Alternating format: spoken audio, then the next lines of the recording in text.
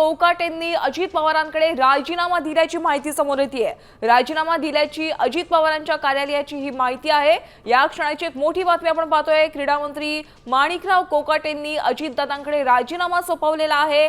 कोकाटेंनी अजित पवारांकडे राजीनामा सोपवल्याची माहिती अजित पवारांच्या कार्यालयाने दिल्याची समोर आलेली आहे। तर आपण पाहतोय की माणिकराव कोकाटेंकडची सर्व खाती काढून घेण्यात आलेली होती आणि आता त्यानंतर अजितदादांकडे कोकाटेंनी राजीनामा दिल्याचं समजतंय।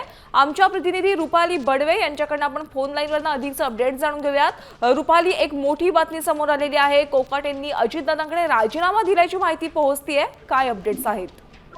आपण पाहत आहोत की आधीच मुख्यमंत्र्यांनी जे आहे ते माणिकराव कोकाटे यांचं खाते काढून घेतलेलं आहे। त्याच्यामुळे माणिकराव कोकाटे सध्या बिनखात्याचे मंत्री होते, मात्र त्यांनी आपल्याला जी माहिती मिळत आहे त्या अनुषंगाने त्यांनी आपला जो राजीनामा आहे तो खरं तर उपमुख्यमंत्री अजित पवार जे राष्ट्रवादी पक्षाचे राष्ट्रीय अध्यक्ष सुद्धा आहेत त्यांच्याकडे त्यांनी आपला राजीनामा जो आहे तो सुपूर्द केलेला आहे। मात्र हा राजीनामा जो आहे तो अद्याप मुख्यमंत्र्यांपर्यंत गेलेला नाहीये, कारण की आपल्याला माहिती आहे की शुक्रवारी या संदर्भातली एक महत्त्वाची सुनावणी होणार आहे आणि ती सुनावणीमध्ये नेमकं काय निकाल समोर येतो, कोर्टामध्ये नेमकं काय सुनावणी होते आणि कोणत्या निकालापर्यंत पोहोचत हे पाहणं अतिशय महत्त्वाचं आहे आणि त्याच्यावरती अवलंबून असणार आहे की हा जो राजीनामा आहे तो मुख्यमंत्र्यांकडे जायचा की नाही। मात्र सध्याची माहिती मिळत आहे त्या अनुषंगाने माणिकराव कोकाटे यांनी आपला जो राजीनामा आहे तो अजित पवार यांच्याकडे दिल्याचा आपल्याला खरं तर माहिती मिळत आहे आणि त्याच्यामुळे सध्याची घडीला ही मोठी बातमी खरं तर म्हणावी लागणार आहे। त्या पद्धतीने माणिकराव कोकाटे यांच्या संदर्भातले निश्चितच धन्यवाद रुपाली या सविस्तर माहितीसाठी। ते या क्षणाची एक मोठी बातमी आपण पाहतोय।